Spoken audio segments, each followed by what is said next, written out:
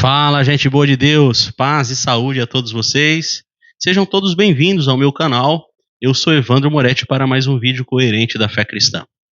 E hoje eu vou falar para vocês, na qualidade de ex-pastor do sistema religioso gospel, qual foi o motivo do meu cansaço dos evangélicos, tá?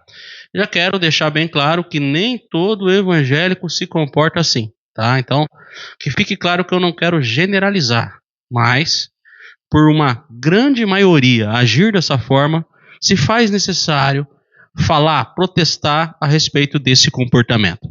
Se você não é inscrito neste canal, por favor, se inscreva e deixe o seu like, deixe o seu comentário. Se você é evangélico e não age assim, deixe o seu comentário, tá? Eu sei, porém, que uma grande maioria, tá, mesmo que não queira admitir, vai se identificar, tá? É claro, se assistirem esse vídeo, porque muitos dos inscritos deste canal, aqueles que se inscrevem, já fazem parte daquilo que é chamado dos desigrejados, né? E outros, ainda que estejam no sistema, têm a mente aberta, tá? O sistema que eu digo são denominações, tá? Não tem problema a palavra sistema. Tem gente que demoniza a palavra sistema. Sistema é só um método de organizar as coisas, tá?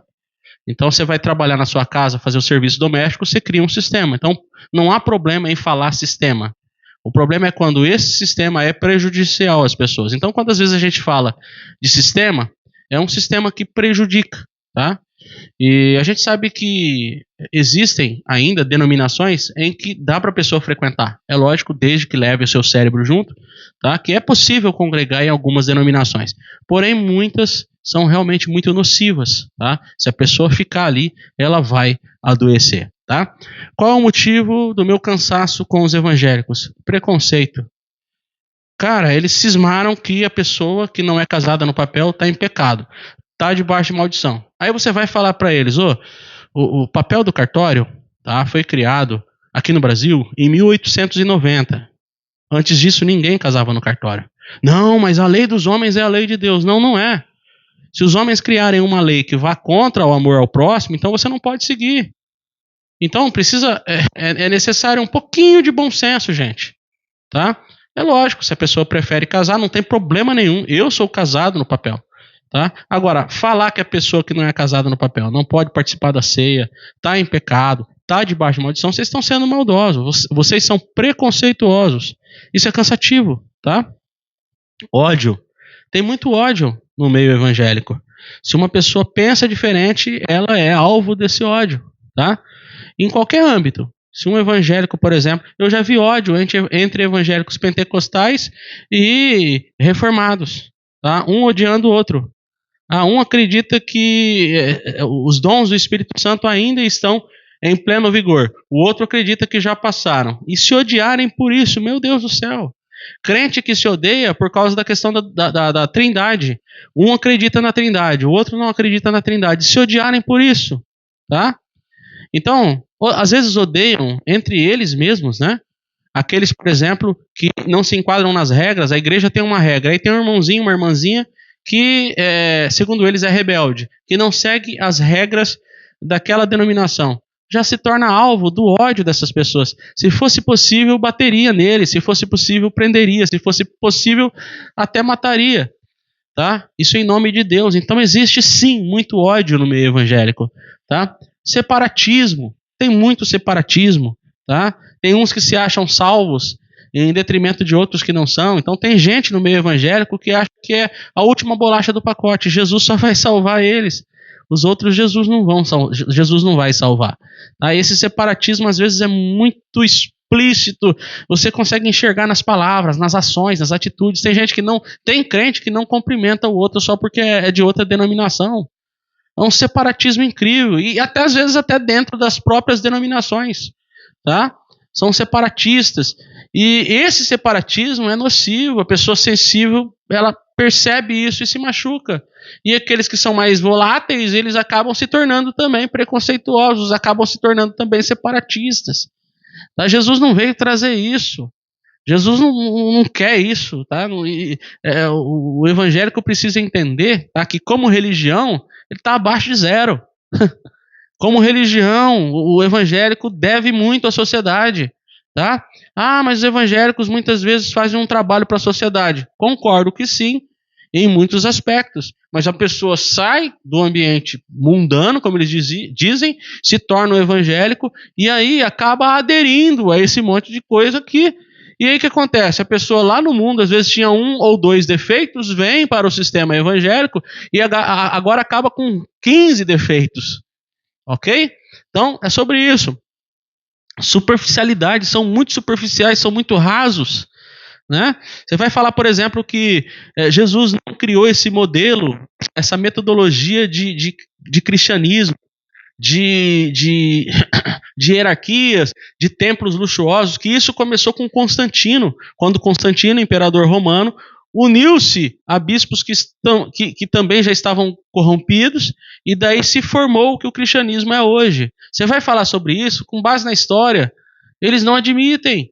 Eles dizem, não é isso, quem fundou a igreja foi Jesus, né? E às vezes até citam nome, quem fundou a católica, quem fundou a evangélica foi Jesus. E não, Jesus não fundou um templo aos moldes que temos hoje.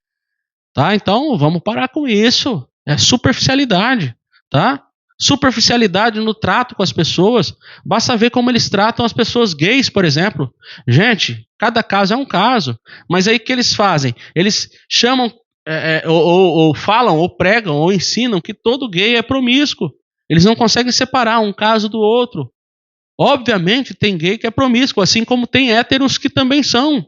Mas aí eles dizem, não, você tem que falar que todos são, porque Jesus disse ali na palavra, aliás, Paulo disse na palavra, né? Tem textos na palavra que dizem que eles não herdarão o reino do céu. No mesmo texto também os gulosos não entrarão, os que bebem também não entrarão. É preciso contextualizar. Tá? Contextualizar não é você rasgar a Bíblia. Contextualizar é entender que a Bíblia ela tem que ser traduzida à maneira do tempo atual e ser entendida o que o escritor estava tentando explicar na época. Você pega os textos que eles usam para condenar os homossexuais, muitas vezes são textos fora de explicação, fora de contexto, certo? Baseados em uma cultura que Paulo estava enxergando, tá?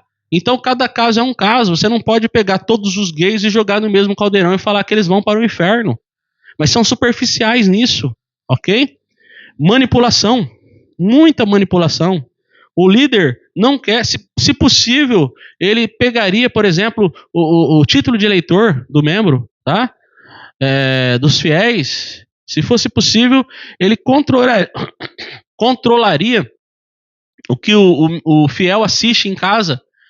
Se dependesse dos líderes, os fiéis não assistiriam um vídeo como esse. Desculpe, o vídeo hoje está um pouco com pressa, eu estou errando bastante do português, porque eu estou no horário do almoço. Eu precisava fazer esse vídeo hoje, tá?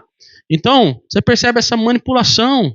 Líderes que fazem de tudo para que os fiéis não abram os olhos, a fim de que esses fiéis não saiam, tá? Estão aí manipulando, e isso nitidamente, claramente, e não querem, em hipótese alguma, perder, tá? O ganho que tem. Fiéis a menos é dinheiro a menos. Tá? Outra coisa, medo, ganância e culpa, já tenho falado sobre isso, tá? Eles falam para que as pessoas contribuam, a fim de que, se não contribuírem, o diabo toca nelas. Isso é medo. Eles falam para as pessoas contribuírem para que Deus as retribua 100 vezes mais e as torne ricas. Isso é ganância. Eles falam que se a pessoa não tem contribuído, então essas pessoas estão desagradando a Deus. Isso é culpa. Tá? Misticismo aos montes, muito misticismo. Tem muita coisa dentro de algumas, isso não se enquadra em todas, tá? Em algum momento, a maioria das instituições vai ser pega com alguma dessas coisas aqui, mas nem todas têm tudo isso, tá? Mas o misticismo está presente, gente que acredita em campanha, em voto, né? Gente que acredita em amuleto. É misticismo, ok? Parcialidade. Tá? Em muitos lugares, a pessoa é valorizada de acordo com o que tem na carteira, valorizada com de que família ela é, né? Se ela é de uma família influente na denominação, ela tem mais oportunidades, mais voz. Se ela não é de uma família importante, então essa pessoa é meio que deixada de lado, Tá? Tudo isso e muitas outras coisas mais, nepotismo eclesiástico, pastor que coloca seus filhos para ganharem também, né? Enriquecimento ilícito, falta de transparência, tá? Todas essas coisas aqui me fizeram cansar, tá? E se você está cansado também, Jesus não vai condenar você se você romper com esse sistema, não. Ele não está nem aí para esse sistema. Ele está longe desse sistema.